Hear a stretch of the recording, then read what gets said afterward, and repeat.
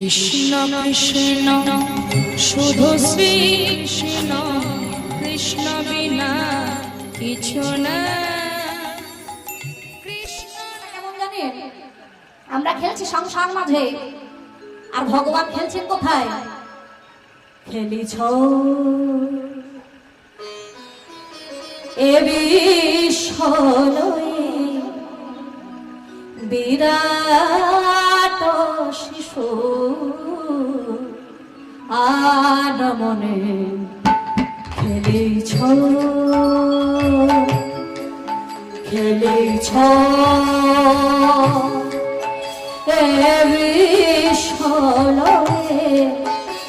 বিরাট শিশু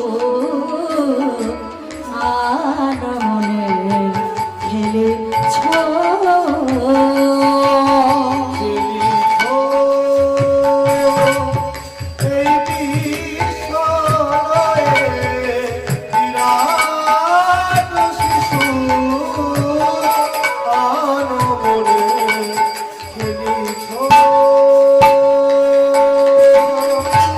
আমরা খেলছি, ভগবানও খেলছে। আমরা হলাম শিশু, আর ভগবানকে বললেন, ভগবান হলেন বিরাট শিশু। শূন্যে মহা আকাশে তুমি মগ্ন লীলা বিলাসে, শূন্যে মহা আকাশে তুমি মগ্ন লীলা বিলাসে,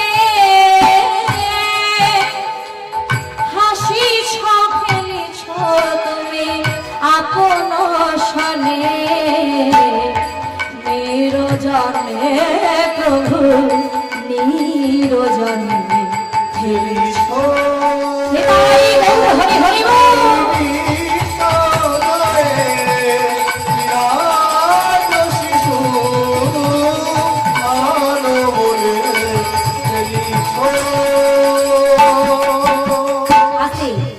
ভক্তগণ বলে আবার ভক্তিবতী মায়েরা, একটু আগে বললাম আমরাও খেলছি, আমরা সংসার মাঝে খেলা খেলছি। এই সংসারটা হচ্ছে একটা স্টেজ, একটা মঞ্চ। দেখবেন একটু আসলে দেখবেন আগেকার দিনে পুতুল নাচ হতো। বাবা, আপনারা কেউ পুতুল নাচ দেখেছেন? আমার বয়স্ক বাবাদের বা মায়েদের বললে আপনারা বেশি বুঝতে পারবেন, কারণ আগেকার দিনের কথা আমিও যদি বা দেখিনি তবে শুনেছি। আগেকার দিনে পুতুল নাচ হতো, তাই না? কি বাবা হতো তো নাকি? হ্যাঁ কি না বলবেন তো? আচ্ছা আচ্ছা, তো সেই পুতুল নাচ হতো। পুতুল কি আপনি আপনি নাচতো? একজন থাকে যে কিনা পুতুলগুলো নাচায়, তাই না? কিন্তু যে নাচায়, ওই যে আপনারা যেমন শ্রোতা হয়ে বসে আছেন, আর এই যে মঞ্চ, মঞ্চের মধ্যে পুতুলগুলো নাচছে, কিন্তু আপনারা কেউ দেখতে পাবেন না কি তাকে নাচাচ্ছে। কারণ যে নাচাচ্ছে হয় স্টেজের পেছন দিকে আছে, নয় স্টেজের উপরে আছে। কিন্তু আমরা মূর্খ যদি ভেবে নিই যে ওই পুতুলগুলো আপনি নাচছে, তাহলে এটা আমাদের মূর্খামির কথা হয়ে যাবে, মূর্খামি হয়ে যাবে। কারণ পুতুল তো একা একা একা নাচতে পারে না, অথচ পুতুল নাচছে কেন? তাকে নাচানো হচ্ছে, তাই তারা নাচছে। তদ্রূপ এই বিশ্ব ব্রহ্মাণ্ডে এই যে আমরা এই যে সংসার মাঝে, এই সংসারটা হলো একটা মঞ্চ, নাট্য মঞ্চ। সেই মঞ্চে আমরাও সেই পুতুলের মতো নাচছি। যদি ভেবে নিই যে আমরা একা একাই সব করছি, তাহলে ভুল হয়ে যাবে। মানে আমরাও নাচছি সেই কাঠের পুতুলের মতো, তারের পুতুলের মতো। আর আমাদের এই মঞ্চের ঠিক উপরে আছে, রয়েছে, বসে আছে একজন, বসে আছে। তিনি কে? কে গো? যিনি হলেন ভগবান। ভগবানও খেলা খেলছেন, তবে আমাদের খেলা আর ভগবানের খেলার মধ্যে পার্থক্য রয়েছে। আমরা খেলা খেলি, এই যে দোকান থেকে খেলনা কিনতে পাওয়া যায়। তা ভগবান যে খেলনা নিয়ে খেলবে বলে, সেমন দোকান এখনো তৈরি হয়নি, এমন কোন দোকান তৈরি হয়নি সেই দোকানে ভগবানের খেলনা পাওয়া যাবে। তবে ভগবান কি নিয়ে খেলছেন লক্ষ্য করুন।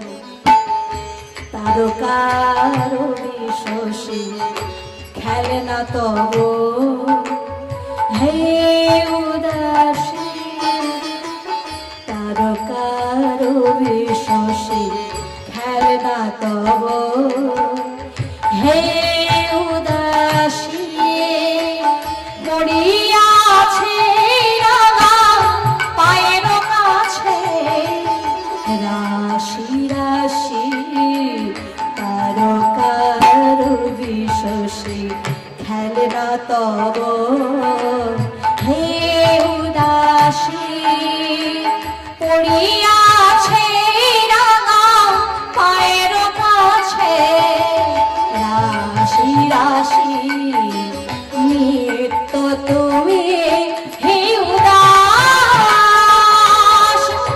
সুখে দুঃখে অবিকার নিত্য তুমি হে উদাস সুখে দুঃখে অবিকার ভাঙি ছড়ে ছড়িতে ক্ষণে ক্ষণে নিরজনে প্রভু নিরজনে নিতাই গৌরে প্রাণে গৌর হরি হরি বল। বিরাট শিশু আলো বলে খেলিছ এই বিশ্বলয়ে বিরাট শিশু আলো বলে খেলিছ। হরি হরি বল। এই ভগবানের ইচ্ছা ছাড়া বাবা একটা গাছের পাতাও কিন্তু নড়ে না, একটা পাতাও নড়ে না, ভগবানের ইচ্ছা ছাড়া কিছু হয় না। এখন আমাদের মতো মূর্খ অনেকে আমরা বলে থাকি, বলে এটা আমি করছি তাই হচ্ছে, আমি করছি বলে হচ্ছে, বলে ভগবান বলে কিছু নাই, আমি এটা করছি তাই এটা ঘটছে।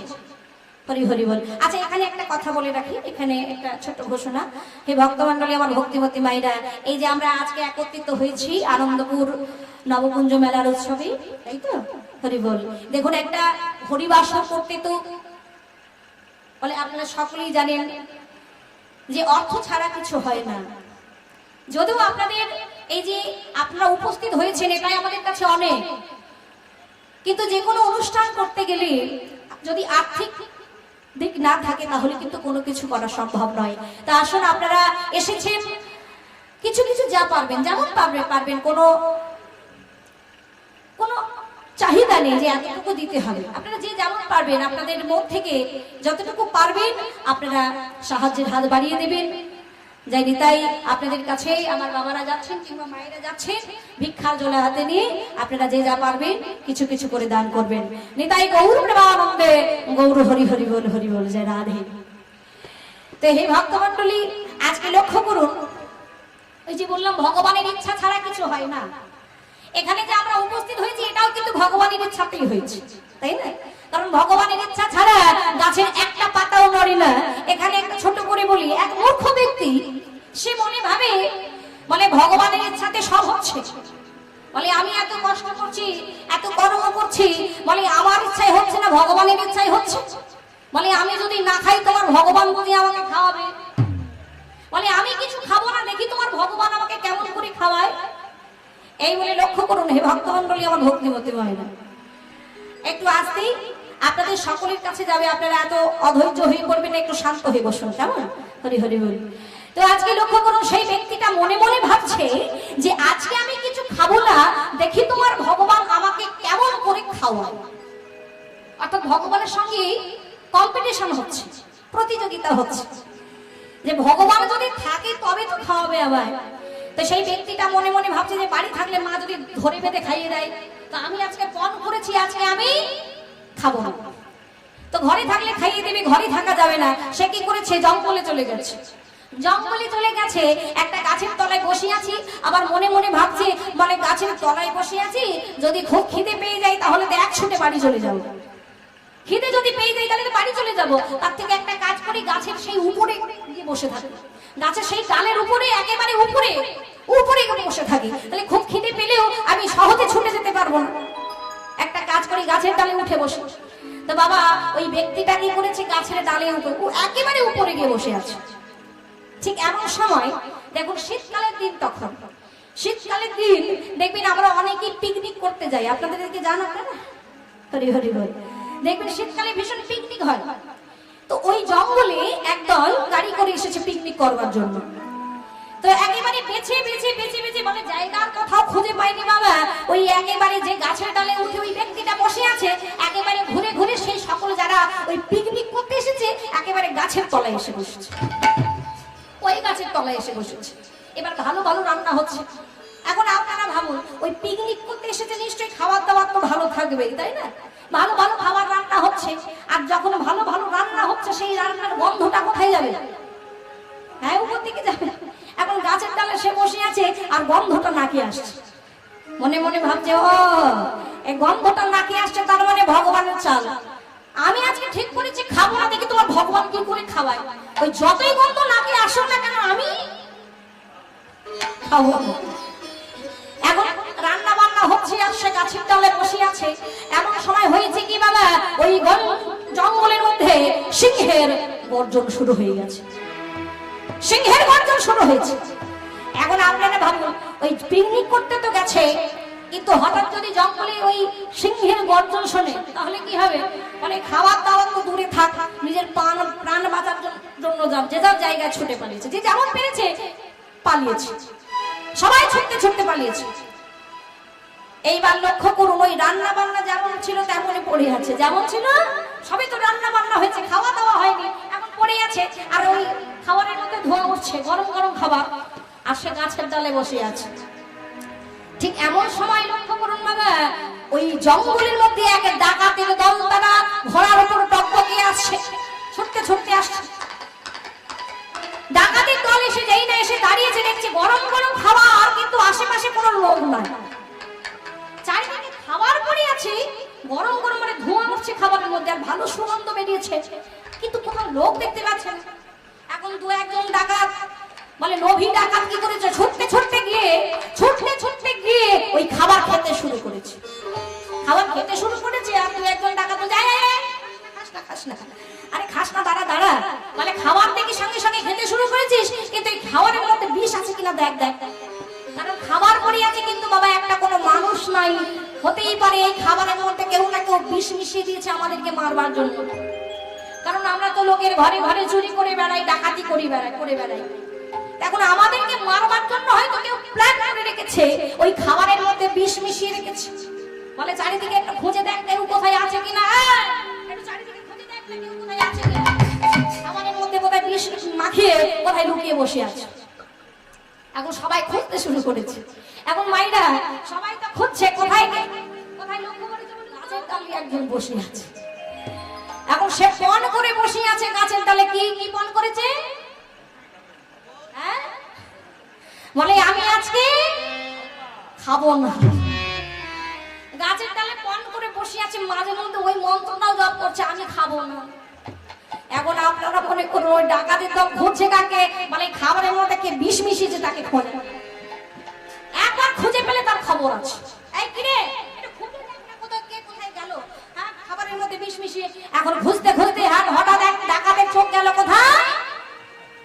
গাছের ডালে পা দুটো ঝুলিয়ে বসে আছে, যেই না চোখ গেছে ওই গাছের ডালে, সঙ্গে সঙ্গে ডাকাতরা বলা বলি কোথায়, ওই দেখেছিস বেটার কাণ্ড দেখ, গাছের ডালে বসে আছে, ওই খাবারের মধ্যে বিষ মিশিয়ে আর কেমন গাছের ডালে লুকিয়ে বসে আছে দেখ না।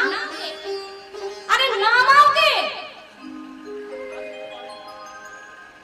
এই বলে কি করেছে বাবা, দুজনের ডাকাত মিলে ওই বেটার পা দুটো ধরে টেনে নামিয়েছে।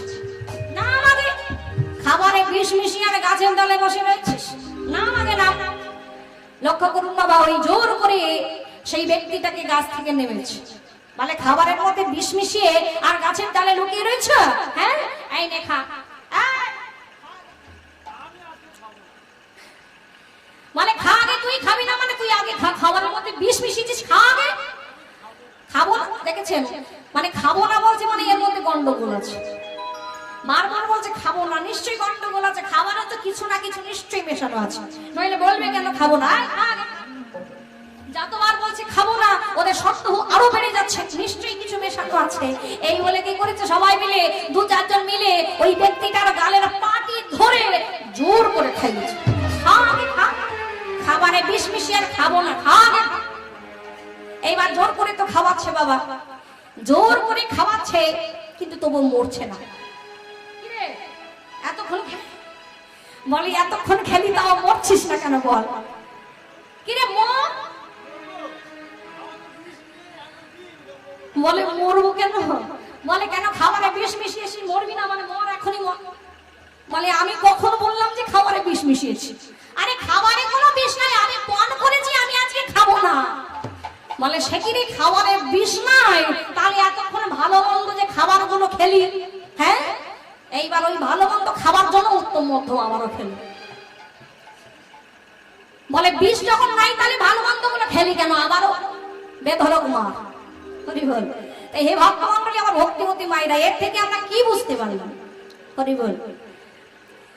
বলে সেই বলেছে আমি আজকে খাবো না, তোমার ভগবান কেমন করে আমায় খাওয়াই দেখবো, কেমন করে খাওয়াই, কেমন করে তোমার ভগবান আমায় খাওয়াই আমি দেখবো। তাহলে ভগবানের সঙ্গে আমরা কি করছি? কম্পিটিশন করছি, প্রতিযোগিতা করছি। তবে বাবা ভগবানের সঙ্গে কম্পিটিশন নয়, আমরা নিজেদের মধ্যে কম্পিটিশন করবো, কিন্তু ভগবানের সাথে ভুল করেও প্রতিযোগিতায় আমরা নামবো না। বলে সে তো খাবার তো খেলোই, বলে খাবার তো খাওয়া হলোই, সেই সঙ্গে উত্তম মধ্যম মার খেলো। নিতাই গৌর প্রেমানন্দে গৌর হরি হরি বল হরি বল, জয় রাধে। তাই হে ভক্তমণ্ডলী, এটা ভাবা আমাদের পক্ষে এতটাই মূর্খামির কাজ যে ভগবান বলে যা করি আমরা করি, ভগবান বলতে কিছু নাই। ভগবান ছাড়া বলে ওই গাছের একটা পাতাও নড়ে না। তো আজকে লক্ষ্য করুন, ওইটুকু বালক যে 6 বছর বয়সী বালক, তার মনের ভাবখানা দেখুন। সে কোনোদিনও খেলে রামায়ণের খেলা, কোনোদিনও খেলে মহাভারতের খেলা। কারণ মহাজন বললেন, তুলবি যদি ছানা মাখন সকালে সকালে তো সকালে সকাল তো পচি বেলায় ভজন সাধা, বৃদ্ধ হলে ভজনে বাধাই গন্ডগোল। ভজনের বাধাই গন্ডগোল। বলে ওইটুকু বালক হলে কি হবে? তার মনের ভাবখানা দেখুন। কখনো রামায়ণের খেলা খেলছে, মহাভারতের খেলা খেলছে। কারণ ভজন সাধন করতে গেলে বাবা শিশুকালটার প্রয়োজন। শিশুকাল থেকে ভগবানের চরণটা আমাদেরকে আশ্রয় করতে হবে। তাই মাঠের মধ্যে খেলা খেলছে, ঠিক এমন সময় এক শঙ্করান্নপুরী সন্ন্যাসী, যে কিনা সমগ্র তীর্থ ভ্রমণ করেছে বাবা, দেশ ভ্রমণ করেছে, একটা দেহের সন্ধানে বলে কোথায় গেলে আমি সেই রূপ পাবো, কোথায় গেলে পাবো, আর কি রূপী বা আছে তার খুঁজতে খুঁজতে চলেছে। সমগ্র তীর্থ ভ্রমণ করতে করতে অবশেষে এসে দাঁড়ালেন কোথায় বাবা? ওই বীরভূম জেলার এক চক্রা গ্রামে। গ্রামে এসে উপস্থিত হয়েছে, সেখানে লক্ষ্য করছে যে একটা মাঠের মধ্যে খেলা খেলছে। ওই ছোট্ট কুবির এবং তার সকল বন্ধু বান্ধব মুখে ভগবানের নাম গাইছে। চলুন, ওইটুকু বালক সকল বন্ধুদের সঙ্গে কীর্তন আনন্দে মেতে আছে।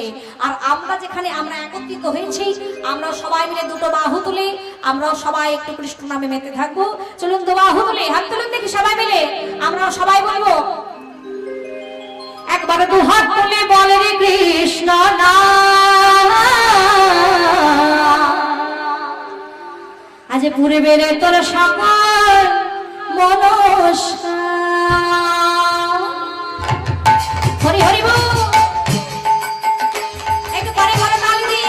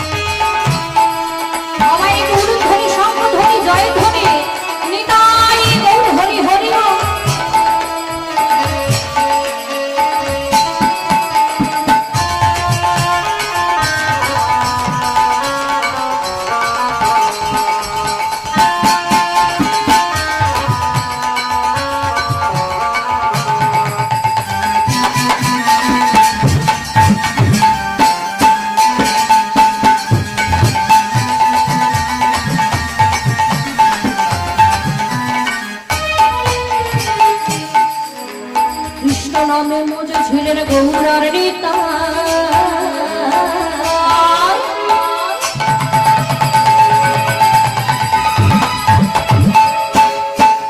আর ভক্তগণ সঙ্গে লইয়ে হরি গুণ গায়।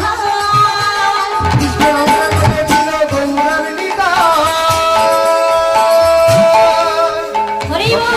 সঙ্গে লয়ে হরি গুণ কৃষ্ণ মনে বজেছিলেন গৌর আর নিতাই। উইরা ভক্তগণ সঙ্গে লয়ে হরি গুণ গায়।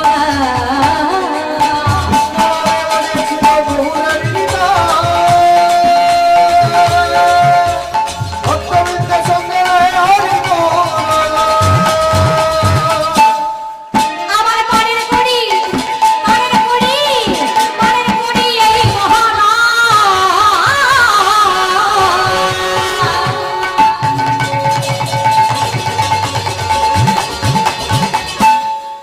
আহা পূর্বের তো পূর্বের তো পূর্বের তো সকল মনস্কা হবে রে। পূর্বের তো সকল মনস্কা দোয়া হতে সবাই মিলে হরে করি এই মহারা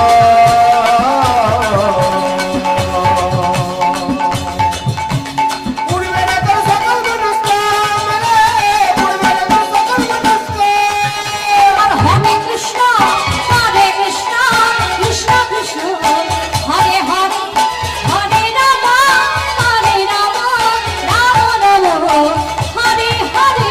হরে কৃষ্ণ কৃষ্ণ কৃষ্ণ হরে হরে হরে রাম রাম রাম হরে হরে। হরে কৃষ্ণ কৃষ্ণ কৃষ্ণ হরে হরে হরে রাম রাম রাম হরে হরে। হরে কৃষ্ণ কৃষ্ণ কৃষ্ণ হরে হরে হরে রাম রাম রাম হরে হরে। রাম রাম হরে হরে রাম রাম হরে হরে হরে রাম রাম হরে হরে। রাম রাম নিতাই গৌর হরি রাম হরে হরে রাম রাম হরে হরে। হরি হরি বল হরি বল। রাধে বাহ খুব সুন্দর। তা আজকে লক্ষ্য করবেন বাবা ওইটুকু বালক সকল ভক্তদের সঙ্গে সকল বন্ধুদের সঙ্গে খেলা খেলছে। সমবয়সী বন্ধুদেরকে সঙ্গে নিয়ে মাঠের মধ্যে খেলা খেলছে বাবা। আজকে খেলছে রামায়ণের খেলা, কারণ সে কোনোদিন রামায়ণের খেলা খেলে, কোনোদিন মহাভারতের খেলা খেলে। আজকে রামায়ণের খেলা খেলছে আর সকল বন্ধুদেরকে সুন্দর করে সাজিয়ে দিয়েছে। কাউকে রাম সাজিয়েছে বাবা, কাউকে সীতা সাজিয়েছে, কাউকে হনুমান সাজিয়েছে, আর সবাইকে সাজিয়ে নিজে লক্ষণ সেজেছে। আর লক্ষণ সেজে খেলা খেলছে মাঠের মধ্যে। ঠিক এমন সময় ওই শঙ্করান্নপুরী সন্ন্যাসী উপস্থিত হয়েছেন সেই বীরভূম জেলার একচক্রা গ্রামে। লক্ষ্য করেছে একটা মাঠের মধ্যে ছোট ছোট বালকগণ খেলা করছে, আর একটি বালকের রূপের তুলনা হয় না বাবা। অর্থাৎ কার কথা বলছে? কুবেরের কথা বলছে। কুবেরকে উদ্দেশ্য করে মনে মনে ভাবছে, আচ্ছা তুমি কি সেই সত্য? তুমি কি তবে সেই ব্রজের বলরাম? বলে আমি এতদিন ধরে যাকে খোঁজে চলেছি, তুমি কি সে? আমি তোমায় পরীক্ষা করে দেখব। ধীরে ধীরে মাইরা ওই ছোট্ট ছোট্ট বালকদের কাছে এগিয়ে এসেছে। বারবার করে ডাকছে, বারবার করে ডাকছে। ঠিক এমন সময় পাশ থেকে একজন বলছে, এই কবি কবি তুমি শুনতে পেলে না? সন্ন্যাসী ঠাকুর তোমায় ডাকছে, শুনতে পাচ্ছ না? ছোট্ট কবির ধীরে ধীরে এগিয়ে এলেন। সন্ন্যাসী ঠাকুর, ও সন্ন্যাসী ঠাকুর তুমি আমাকে ডাকছো? বলো না তুমি কি বলবে? আচ্ছা বাবা, তুমি ওই যে খেলার সময় মুখে গান গাইছিলে, তোমার ওই কণ্ঠে গান শুনে আমি বড় মুগ্ধ হয়েছি। তোমার নামটা কি বাবা? আমার নাম হলো কুবের। বাহ, খুব সুন্দর নাম। আচ্ছা বাবা, একটু আমাকে তোমার বাড়িতে নিয়ে যাবে? আমাকে একটু বাড়ি নিয়ে চলো না। ছোট্ট কুবের মনে মনে চিন্তা করছে, আমার বাড়িতে যাবে তোমার পরম সৌভাগ্য, তো পরম পাওয়া। ও সন্ন্যাসী ঠাকুর, নিশ্চয়ই ওই তো দেখা যায় আমাদের বাড়ি। এই যে তুমি আমার গৃহে যাবে, এটা আমার পরম আনন্দ, পরম সৌভাগ্যের ব্যাপার। ওই তো দেখা যাচ্ছে আমাদের বাড়ি, চলোই না। সন্ন্যাসী ঠাকুরকে সঙ্গে করে নিয়ে নিজ গৃহে চললেন। আর ওদিকে হারাই পণ্ডিত তার স্ত্রী পদ্মাবতী দুজনে মিলে মনের আনন্দের সেবা দিচ্ছে বাবা। ওই সন্ন্যাসী ঠাকুরকে মনের আনন্দের সেবা দিচ্ছে। পরের দিন বিদায় বেলায় বিদায় নেবেন এমন সময় মা কি করছেন, দক্ষিণা স্বরূপ 5টি মুদ্রা দান করছে সন্ন্যাসীর জন্য। যেই না মুদ্রা দান করলেন, ওই মুদ্রা দেখা মাত্র সন্ন্যাসী ঠাকুর বলে উঠলেন, এ কি মা? বলে এই মুদ্রা তুমি আমায় কেন দিচ্ছ? এই মুদ্রা দিয়ে আমি করবো কি? এই মুদ্রা আমি আমার চাই না। বলে সে কি সন্ন্যাসী ঠাকুর, তুমি আমার গৃহে এসেছ, সেবা গ্রহণ করেছ, বিদায় নিয়ে চলে যাচ্ছ, বিদায় বেলায় যদি সামান্য দানটুকু দক্ষিণাটুকু না দিতে পারি তাহলে আমার সংসারের অমঙ্গল হয়ে যাবে। স্বামী নিয়ে সন্তান নিয়ে আমাকে সংসার করতে হয়, ঘর সংসার করতে হয়, তা সংসারের অমঙ্গল হোক এটা কি তুমি চাও বলো? তাই সামান্য দানটুকু তুমি গ্রহণ করো সন্ন্যাসী ঠাকুর, এই সামান্য দানটুকু তুমি গ্রহণ করো। যেই এমন কথা বলেছে সন্ন্যাসী ঠাকুর বলছে, কিন্তু মা, ও মা, তুমি দান দিচ্ছ ঠিক আছে, কিন্তু আমার তো দান গ্রহণ করতে নাই। আজকে তোমার গৃহে এসেছি, কালকে অন্য কোথাও যাব, পরের দিন আবারও অন্য কোথাও গিয়ে আতিথ্য গ্রহণ করে সেবা গ্রহণ করব। বলে এইভাবেই আমাদের চলতে হয়, তাই দান আমি কিছুতে নিতে পারবো না। এখানে আপনাদেরকে বলে রাখি বাবা, সন্ন্যাসী ঠাকুর আজকে হারাই পণ্ডিতের গৃহে কিন্তু এমনি এমনি আসেনি, আসলে কিন্তু তিনি দান নেবার জন্যই এসেছে। তবে দানটা কি? সন্ন্যাসী ঠাকুর বলছে, ও মা, এই মুদ্রা আমার প্রয়োজন নাই, তবে এই যে এত বারবার করে বলছো দান দেবে দান দেবে, বেশ, দান যদি তোমার একান্ত দিতেই হয়, এই মুদ্রা ছাড়া তোমাকে অন্য কিছু দান দিতে হবে। এখন মা মনে মনে চিন্তা করছো, এতক্ষণে বুঝলাম এই মুদ্রা হয়তো সন্ন্যাসী ঠাকুরের পছন্দ হয়নি। বেশ তো সন্ন্যাসী ঠাকুর, তাহলে তুমি নিজ মুখে বলো না গো, বলো না গো, কি দান দিলে তুমি খুশি হবে, আমি না হয় সেই দান দেব। নিজ বদলে বলো না কি দান দিলে খুশি হবে। সন্ন্যাসী ঠাকুর বলছো, মা, বলে এটা তো মুখের কথা, আজকালকার কি মুখে কথা হয় গো মা কিছু? কি বাবা? বলে আজকালকার মুখের কথায় কোনো দাম নাই। বলে এখন যেটা আপনি মুখে বলছেন, পরক্ষণে সেই কথাটা আপনি ঘুরিয়ে দেবেন। আর যুগটাই হয়েছে এমন বাবা, তাই না? আর মুখের কথায় বিশ্বাস করা একেবারে ঠিক নয়, কারণ আজকালকার মুখে হয় না, যা হয় সব কাগজ কথা বলে, মুখ কথা বলে না, কাগজে কথা বলে। তো আগেকার দিন তো এমন ছিল না, কাগজ ছিল না, বলে কাগজে লেখালেখি হতো না। তাই সন্ন্যাসী ঠাকুর বলে উঠলেন, ও মা, ওই মুখের কথাই কিছু হবে না, আমায় ছুঁয়ে তোমায় প্রতিজ্ঞা করতে হবে, আমি যে ধনে যাই না কেন তোমার সেই দানই হাসি মুখে প্রদান করতে। সঙ্গে সঙ্গে মা বাবা রাগান্বিত হয়ে গেল। আমি মুখে বলছি, তুমি মুখের কথা বিশ্বাস করতে পারলে না, আমার মুখের কথার কোনো দাম নাই। বেশ, তবে শুনে রাখো সন্ন্যাসী ঠাকুর, আজকে সবার সামনে, সবার সম্মুখে, সবার সামনে প্রতিজ্ঞা করলাম,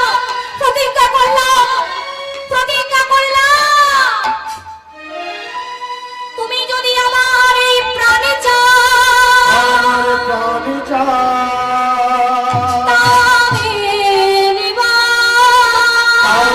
আমি দিব, তুমি যদি আমার এই নয়ন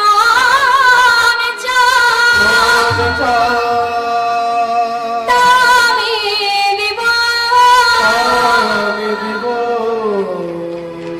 তুমি যদি আমায় চাও, তোমার চরণে বিকাইয়া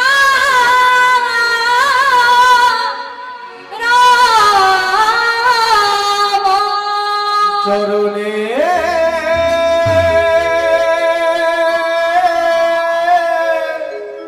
বিকাইয়া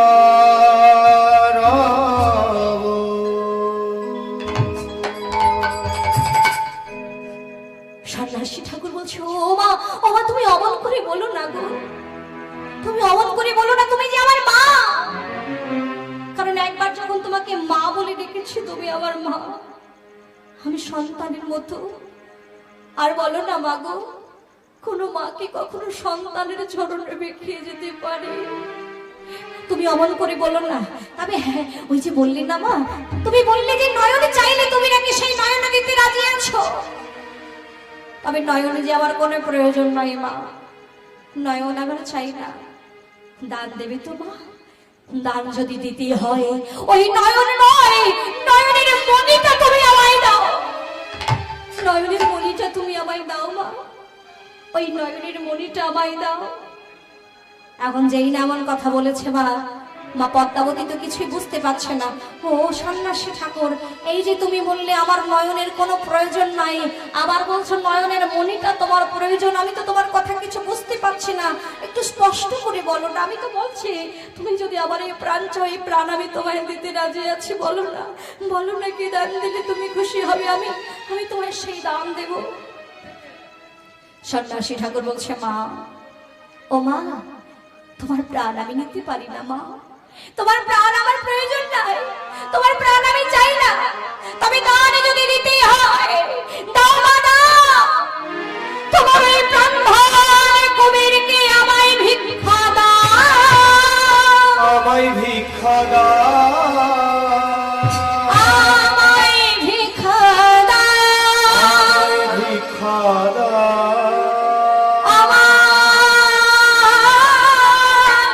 ভিক্ষা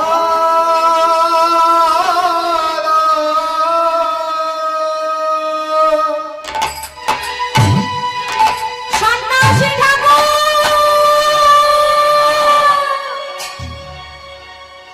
ওই সন্ন্যাসী ঠাকুর, তুমি আমায় অমন করে বলো না গো, তুমি আমায় অমন করে বলো না, ও যে আমার নয়নের মণি, আমি ওকে ছাড়া হবো পাগলি, আমি ওকে ছাড়া হবো পাগলি। তুমি কি জানো সন্ন্যাসী ঠাকুর, তুমি কি জানো সাত সাত সন্তান বিয়োগের মা, তবে আমি আমার এই ছোট্ট সন্তানটিকে পেয়েছি, কুমিরকে পেয়েছি, আর যদি এটাকে আমি তোমার হাতে তুলে দিই, বলো না কে আমায় মা বলে ডাকবে, কে আমায় মা বলে ডাকবে, সন্ন্যাসী ঠাকুর কে, কে আমায় মা বলে ডাকবে, কে? অঝর নয়নে মা আমার কাছে। হারাই পণ্ডিত বলছে পদ্মা গো, ও পদ্মা, অমন করে কেঁদো না পদ্মা, তুমি যে কথা দিয়েছো, তুমি গিয়ে প্রতিজ্ঞাবদ্ধ, তুমি যে সন্ন্যাসীকে কথা দিয়েছো, আর কথা দিয়ে যদি কথা না রাখো, তাহলে যে আমাদের সবার অমঙ্গল হয়ে যাবে, আমার সন্তানের অমঙ্গল হয়ে যাবে। তার থেকে জগতের মঙ্গলের জন্য, সবার মঙ্গলের জন্য, সবার মঙ্গলের জন্য তুমি আমার এই সন্তানকে, আমার কুমিরকে তুমি সন্ন্যাসীর হাতে তুলে দাও, সন্ন্যাসীর হাতে তুলে দাও। কিন্তু মায়ের মন, মায়ের মন কি গো মায়েরা, এখানে তো আপনারা বসে আছেন মায়েরা, আপনারা তো মা, আপনাদের তো মায়ের মন, আপনারা বলুন না মায়েরা, আপনাদের সন্তানকে যদি চিরদিনের মতো আপনার হাতে তুলে দিতে হয়, আপনারা কি পারবেন? হ্যাঁ, আপনারা কি পারবেন না? মা পদ্মাবতী দান দিতে রাজি হচ্ছে না, ঠিক এমন সময় পাশে দাঁড়িয়ে দাঁড়িয়ে ছোট্ট কুমির আর থাকতে পারলো না, ও সন্ন্যাসী ঠাকুর, শোনো সন্ন্যাসী ঠাকুর, তুমি আমাকে নিয়ে যেতে চাও, আমায় নিয়ে যাবে তুমি, আমি যদি না যাই, আমি যদি না যাই, তুমি কেমন করে আমাকে নিয়ে যাবে, কেমন করে নিয়ে যাবে তুমি আমার? আর যদি নিয়ে যেতেই হয়, আমার সঙ্গে তোমায় যুদ্ধ করতে হয়। এখন বাবা ওইটুকু বালক, সে কি বলে উঠছে, বলে আমার সঙ্গে যুদ্ধ করতে হবে। কেমন যুদ্ধ? বলে শোনো শোনো সন্ন্যাসী ঠাকুর, আমি যখন খেলার সময় লক্ষণ সাজি, ওই লক্ষণ সাজে যে যা আমাকে দেখে সবাই বলে আমি নাকি সত্যিকারের লক্ষ্য, তবে তাই যদি হবে আমার সঙ্গে তোমাকে যুদ্ধ করতে হবে, মল্ল যুদ্ধ, যুদ্ধ করো, যুদ্ধ করো। বলে সেই যুদ্ধে যদি তুমি জয়লাভ করতে পারো, তাহলে তুমি আমায় নিয়ে যাবে। এখন সন্ন্যাসীর সঙ্গে ওইটুকু বালক কথা কাটাকাটি করছে, মা হয়ে মা থাকতে পারছেন না, মা পদ্মাবতী আর থাকতে পারলেন না। একই বলে হ্যাঁ, এতদিন শাস্ত্র পড়ে তুমি বুঝি এই শিখেছ, আমি বুঝি তোমায় এই শিক্ষা দিয়েছি, সন্ন্যাসীদের সঙ্গে কি করে কথা বলতে হয়, কিভাবে আচরণ করতে হয় এই শিক্ষাটা বোধহয় আমি তোমায় দিতে পারিনি কবি। তবে শুনে রাখো, শোনো শোনো কবি, পিতৃ সত্তা পালনের জন্য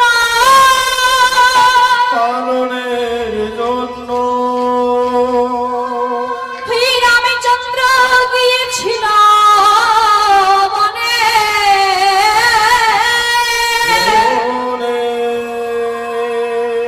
আজ এই মায়ের বাক্য রাখিবার তারে যাও কবির সন্ন্যাসী শানে।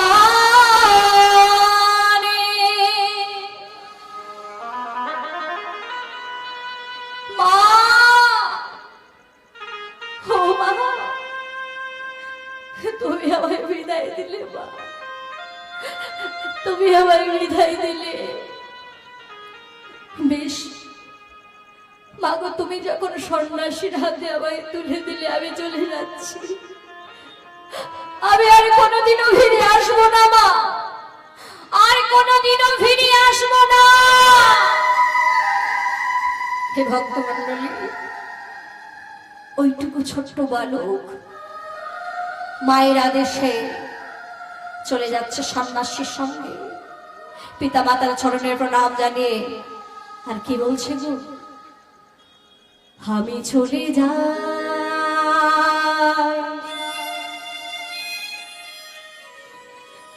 মাগো, আমি চলে যাই।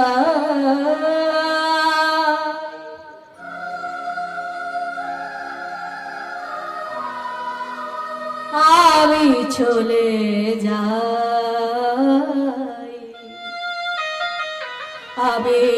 চলে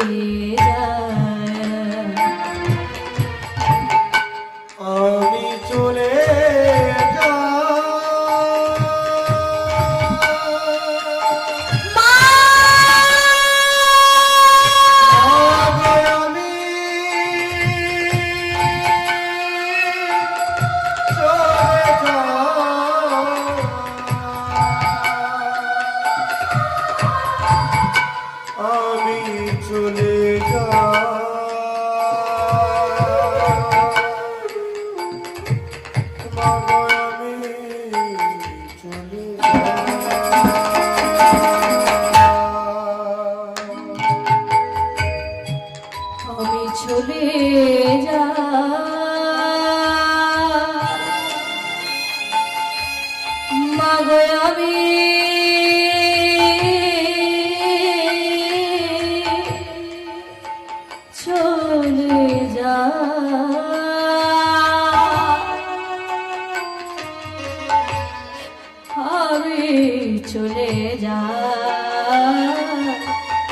আমি চলে চলে যাই,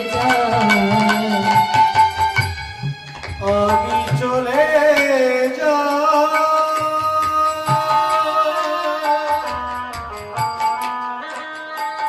মা গো, আমি চলে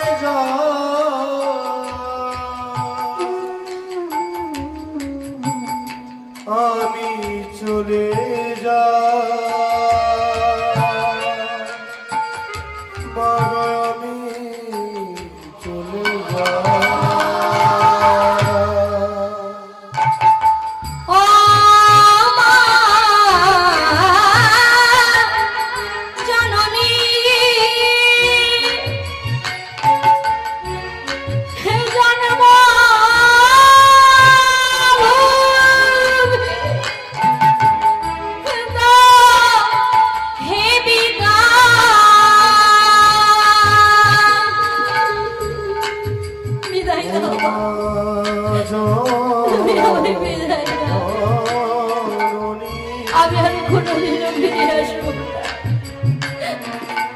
জনম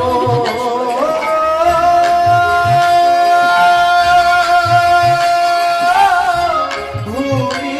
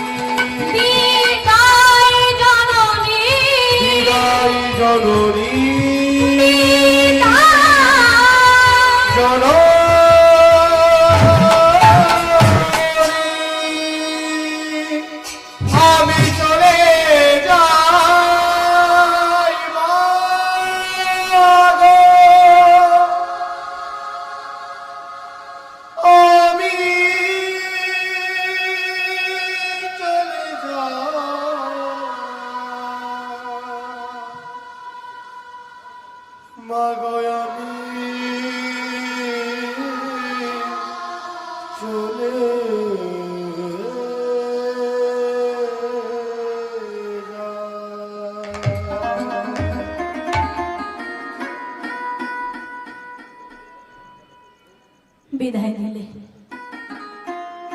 মা আমার বিদায় দিলেন। ও ভাইরা, যে মা এই কুবেরের জন্ম দেওয়ার আগে আরো 7টি সন্তানের জন্ম দিয়েছিলেন মা, কিন্তু দুর্ভাগ্য সেই একে একে 7 সন্তান মারা গেছে চোখের সম্মুখে। আদরের ধনষ্ট গর্ভের সন্তান, যে সন্তানকে আগে সারা জীবনটা বেঁচে থাকবার একটা আস্থা, সেই কুবেরকেও দান দিতে হয়ে গেল। সেই কুবেরকে দান দিতে হচ্ছে। সন্ন্যাসী ঠাকুরকে বললেন, বেশ বেশ সন্ন্যাসী ঠাকুর, তোমায় যখন কথা দিয়েছি আমি দান দেব, বেশ। সন্ন্যাসীর হাতে তুলে দিলেন সেই ছোট্ট কুবেরকে। এবার সেই ছোট্ট কুবের পিতা মাতার চরণের প্রণাম জানিয়ে চিরদিনের জন্য চলে গেলেন সন্ন্যাসীর সঙ্গে।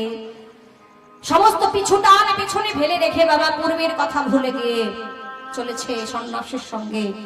দেখতে দেখতে কয়েক বছর পার হয়ে গেল। কত নদ নদী পার করলেন, কত জঙ্গল পার করে একটি গাছের তলায় যখন বিশ্রাম নিচ্ছে, তখন ওই কুবের প্রশ্ন করছে, ও সন্ন্যাসী ঠাকুর, অনেক দিন ধরে তোমায় ভাবছি একটা কথা বলবো। বলে, বলো না।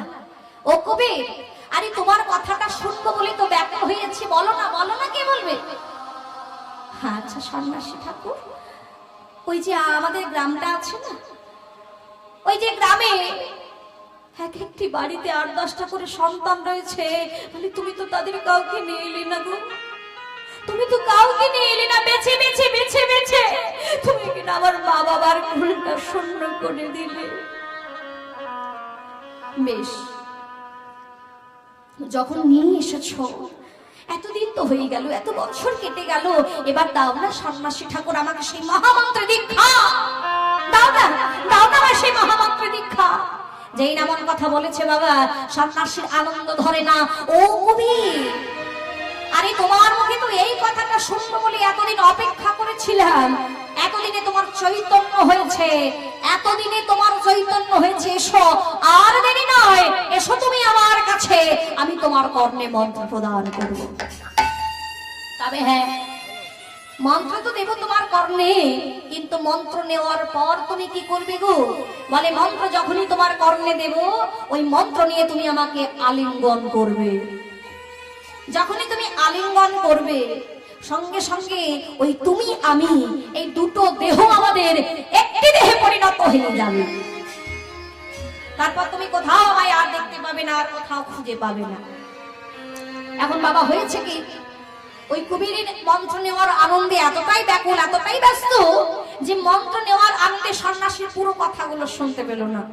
পুরো কথা না শুনে মন্ত্র কর্মে নিয়ে যেই না সন্ন্যাসীকে আলিঙ্গনে জানিয়েছে, দেখিতে ওই দুই অঙ্গ এক হইল,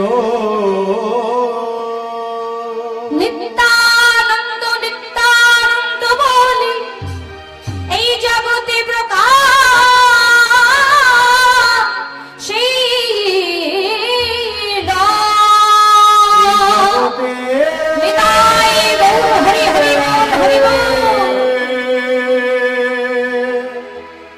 প্রকাশ হইল।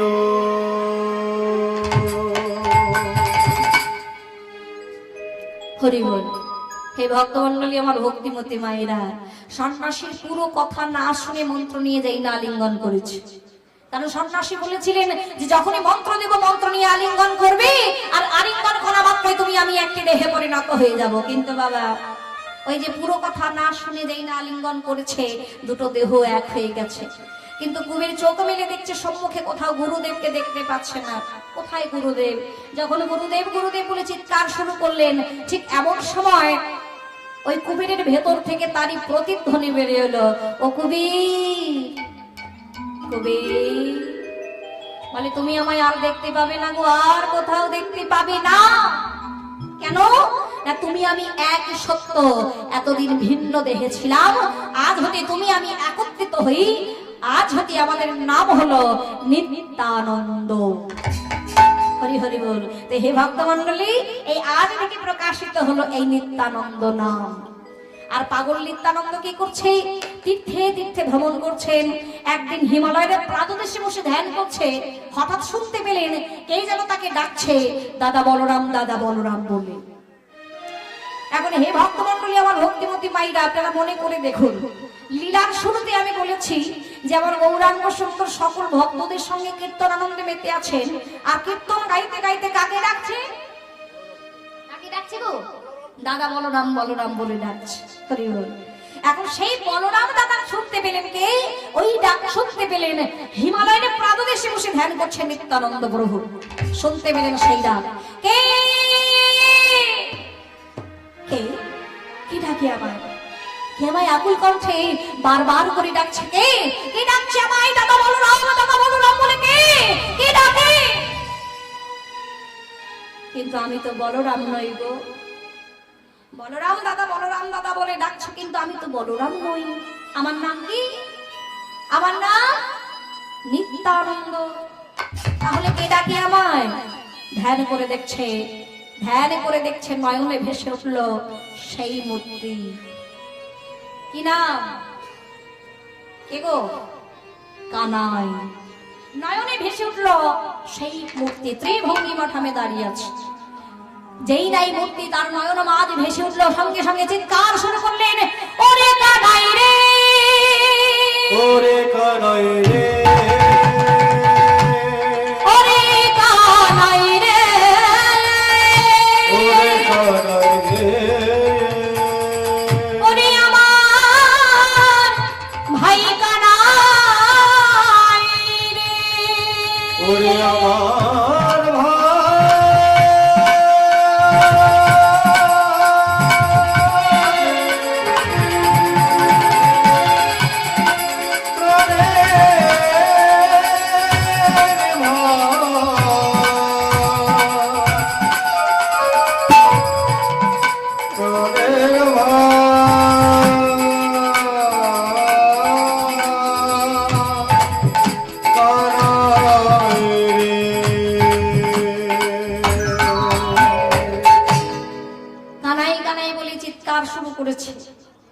এখন সেই কানাই কোথায় আছে গো?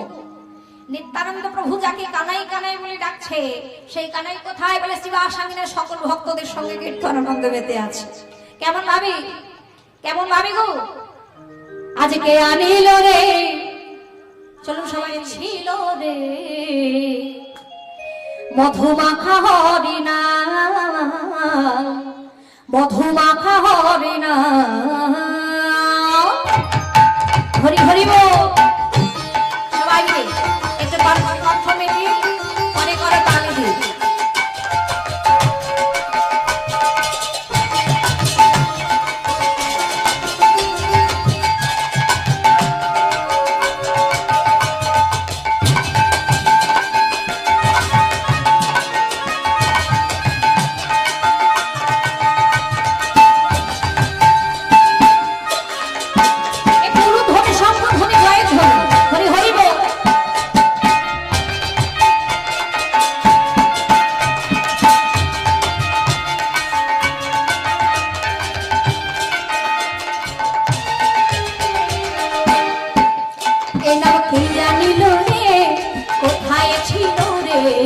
মধুমাখা হরিণা, মধুমাখা হরিণা।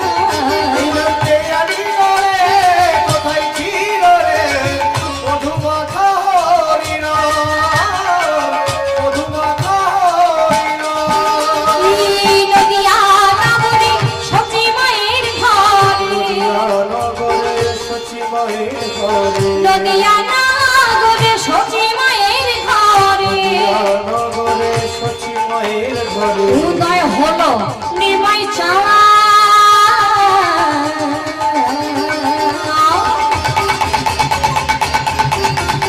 হরি হরি বল। কে আনিল? কোথায় ছিল মধুমাখা হরিণা?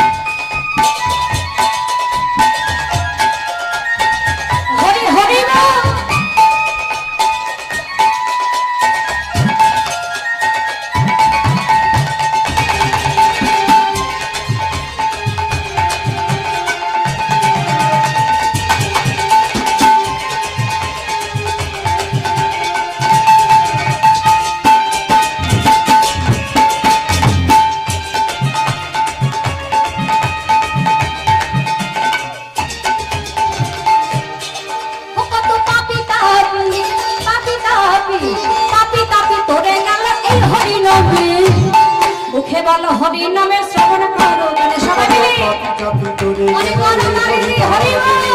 মুখে বলো হরি নাম শ্রবণ করো কানে। কত পাপি তাপি পাপি তাপি পাপি তাপি করে গেল এই হরি নামে মুখে বলো হরি নাম শ্রবণ করো কত গানে। খাপি খাপি তোরে গেল এই হরি নামে। মুখে বলো হরি নাম শ্রবণ করো কানে। হরি নামে আছে সুধা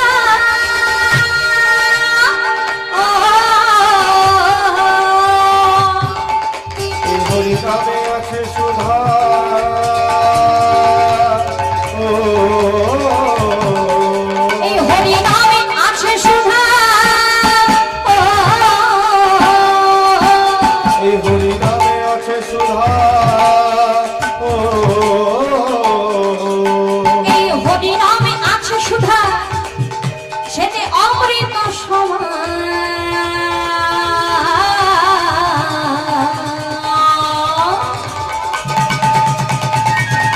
হরি হরি বল দুটি বাহু তুলে কে আনিল কোথায় ছিল মধু মাখা হরিণা এই আলো কোথায় ছিল মধু মাখা হরি নাম। এই আলো কোথায় ছিল মধু মাখা হরি নাম। এরা কে আনিল রে কোথায় ছিল রে মধু মাখা হরিণা মধু মাখা হরিণা কোথায় ছিল রে মধু মাখা হরি নাম। মধু মাখা হরি নাম। আর মধু মাখা হরিণা মধু মাখা হরি নাম। হরি হরি বল হরি বল মধু মাখা হরি নাম। মধু মাখা হরি নাম। মধু মাখা হরি নাম। জয় রাধে জয় রাধে। তো হে ভক্তমন্ডলী আমার ভক্তিমতী মায়েরা আজকে লক্ষ্য করুন শিবা সঙ্গিনায় আমার সকল ভক্তগণদেরকে সঙ্গে নিয়ে আমার গৌরাঙ্গ সুন্দর কীর্তন আনন্দে মেতে রয়েছে। আর কীর্তন গাইতে গাইতে যখনই দাদা বলরাম বলে চিৎকার শুরু করলেন সেই ডাক শুনতে পেলেন কি ওই হিমালয়ের প্রাদদেশে বসে ধ্যান করছেন নিত্যানন্দ প্রভু। শুনতে পেলেন সেই ডাক। যখনই ধ্যানে জানতে পারলেন ধ্যানে দেখলেন যে নয়নে ভেসে উঠলো সেই মূর্তি ত্রিভঙ্গিমা ঠামে দাঁড়িয়ে রয়েছেন নয়ন মাঝে কানাই কানাই বলে চিৎকার শুরু করলেন বাবা। যাকে দেখে তাকে শুধায় তার হাতে ধরে পায়ে ধরে জিজ্ঞাসা করে তার প্রাণের ভাই কানাই কোথায় আছে। তোমরা কেউ বলো না গো আমায়, তোমরা বলতে পারো আমার প্রাণের ভাই কানাই কোথায় আছে। কোথায় গেলে আমি আমার প্রাণের ভাই কানাইকে পাবো কোথায়? কতদিন দেখিনি আমার প্রাণের ভাই কানাইকে, কতদিন দেখিনি। তোমরা কেউ বলো না গো আমার প্রাণের ভাই কানাই কোথায় আছে। হবাইরা তন্ন তন্ন করে খুঁজছে বাবা। ত্রিবেণী বারাণসী গঙ্গা কাশী সমস্ত তীর্থ পর্যটন করছে, সমস্ত তীর্থ পর্যটন করছে। ত্রিবেণী গয়া বারাণসী গঙ্গা কাশী অবশেষে দাঁড়ালেন মথুরায় এসে দাঁড়িয়েছে বাবা। আর বিশাল মথুরার রাজপ্রাসাদ দেখে মনে ভাবলেন এখানে নিশ্চয়ই প্রাণের ভাই কানাই রয়েছে, এখানে নিশ্চয়ই প্রাণের ভাই কানাই রয়েছে, আমি নিশ্চয়ই এখানে পাবো আমার প্রাণের ভাই কানাইকে। বাবা এই বলে ওই বিশাল রাজপ্রাসাদ দেখেছে মা, ওই রাজপ্রাসাদ থেকে রাজপ্রাসাদের ভেতরে চলেছে। রাজপ্রাসাদের ভেতরে চলেছে কিন্তু বলি এত বড় রাজপ্রাসাদ, ওই রাজপ্রাসাদে একজন দাঁড়িয়ে রয়েছে। কে গো? একজন দারোয়ান দাঁড়িয়ে রয়েছে। এখন বলুন তো দারোয়ানের কাজ কি? কি গো মাইরা, দারোয়ানের কাজ কি? পাহারা দেওয়া। তো আপনারা এই যে এত রাত হয়ে গেছে কীর্তন শুনতে এসেছেন, বাড়িতে তালা মেরে এসেছেন তো নাকি? হ্যাঁ হরি হরি বল, বাহ, তাতেও চলবে। তবে যদি চুরি হয়ে যায় কিন্তু আমার দোষ দেবেন না, আবার বলে দিলাম। হরি হরি বল, জয় রাধে। তো দারোয়ান দাঁড়িয়ে রয়েছে কেন? দারোয়ানের কাজটাই হলো পাহারা দেওয়া, যাকে তাকে ভেতরে ঢুকতে না দেওয়া। তো দারোয়ান দাঁড়িয়ে আছে। ঠিক এমন সময় নিত্যানন্দ প্রভু যেই নাম ওই রাজপ্রাসাদের ভেতরে ঢুকতে যাবে কি এমন সময় দারোয়ান বলে উঠল,